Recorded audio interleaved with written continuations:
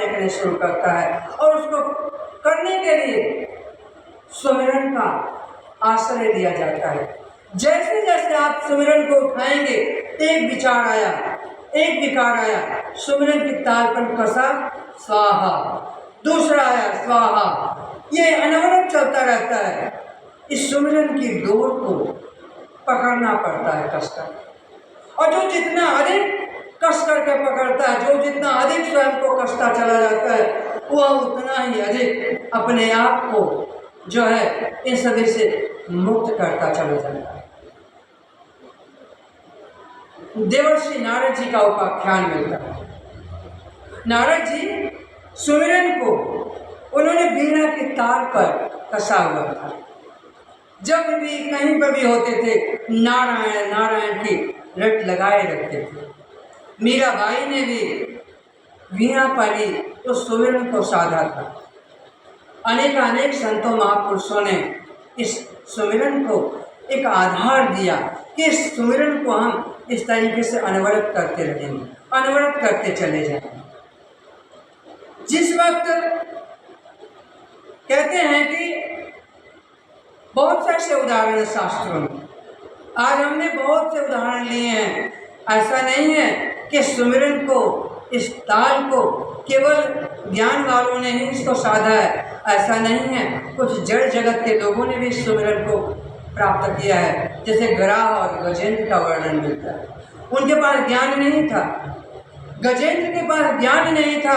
गजेंद्र ने प्रार्थना के द्वारा प्रभु को प्रकट कर दिया वहां पर, क्योंकि वह एक श्राप के वशीभूत था, और श्राप के वशीभूत होने के कारण महर्षि अगस्त्य ने जब श्राप दिया तो साथ में उसको जो है यह वचन भी दिया था कि तुम्हारा ज्ञान लुप्त नहीं होगा।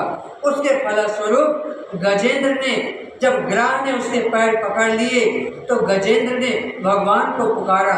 उस सुमिरन का ही वह बल था कि प्रभु ने उसकी प्रार्थना को स्वीकार किया और आकर के उसका उद्धार करते हैं।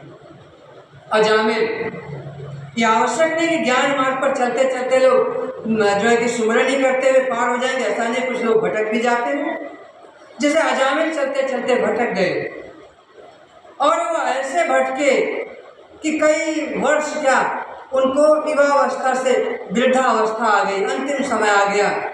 संतों ने, सद्गुरुओं ने कृपा की, उनके जीवन में संत का पदार्पण करते हैं, और संतों ने कहा तुम्हारे घर एक संतान जन्म लेगी, उसका नाम तुम नारायण रखना। संत के वचन मात्र से अजामिल ने उसका नाम नारायण रखा, और उस अंतिम समय में उसका प्रताप था, संतों का प्रताप था कि अल्पकाल किया गया सुमिरन उसको वहां पर उनको उबार लेता, उनसे उसकी रक्षा हो जाती है।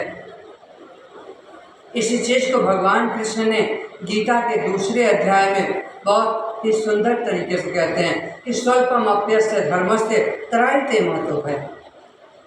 थोड़ा सा धर्म का प्रयोजन अगर आपने कर लिया, धर्म मतलब क्या, सुमिरन, थोड़ा सा अगर आपने सुमिरन की सूरत को आपने साध लिया तो आपके जन्म मरण रूपी भय से आपकी रक्षा कर देगा। सुमिरन के बारे में हम क्या बताएं। सुमिरन का तार ऐसा होता है कि हम श्री गुरु महाराज जी को बुलाएं या माँ को बुलाएं, दौड़े चले आते हैं लोग। बस लगता है कि सुमिरन करना होता है। बस हम बैठते हैं और बैठते ही सुमिरन पर कसते हैं और सुमिरन की ताल को लेते हैं, और करते समय, सुमिरन करते समय प्रार्थना करनी होती है जो बाबा जी महाराज अक्षराकार करते हैं। बाबा जी कहते हैं कि अपनी संपूर्ण चित्तवृत्तियों को जो है कि निरोध करो। कहाँ पर? सुमिरन पर। सुमिरन पर केंद्रित हो, आती जाती श्वासों पर पूरी तरीके से केंद्रित होते हुए अपने आप को सुमिरन को नहीं छोड़ना है ढीला। सुमिरन पर कसते हुए पूरी तरीके से प्रार्थना करो, शिद्दत से प्रार्थना करो कि माँ, हे माँ परमेश्वरी, हे पिता परमेश्वर, मैं आपके प्रकाश में रत होने के लिए चल पड़ा हूँ, आतुर हूँ। आप मुझे अपने आगोश में लीजिए, आप मुझे स्वीकार करें माँ, मेरी संपूर्ण आहुति को आप स्वीकार करें। आप अपने आप को अर्पित करिए माँ। उस क्षण, तत्क्षण माँ जो है आपको अपने आगोश में, अपने प्रकाश में ले लेंगे। ये मेरा अनुभव है, ये मैंने ऐसा अनुभव किया है। जब मैं ऐसे इस तरीके से सुमिरन को कसता हूँ, करता हूँ, तो दौड़े चले आते हैं। मुझे और कुछ नहीं चाहिए वैसे भी, क्योंकि मैं हमेशा इन्हीं की मांग करता हूँ। और एक साधक जो होता है, एक शिष्य जो होता है, वो हमेशा अपने गुरु की ही मांग करता है, और उसके सद्गुरु उसको अपने आंचल में समेटने के लिए आतुर रहते हैं, वो दौड़े चले आते हैं। ये मेरा अनुभव है। इस तरीके से द्रौपदी ने भी सुमिरन किया था।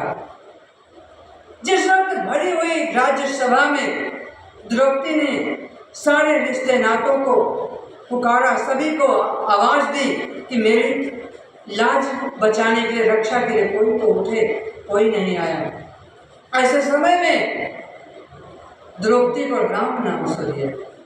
द्रौपदी ने कहा, अरे मैं उसे कैसे भूल गई जो अखिल विश्व का नियामक सत्ता है, मैं उसे कैसे भूल गई।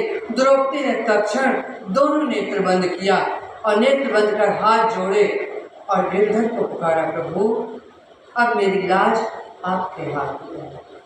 हे नाथ, यदि आप नहीं आए तो फिर अब आप मुझे नहीं कहना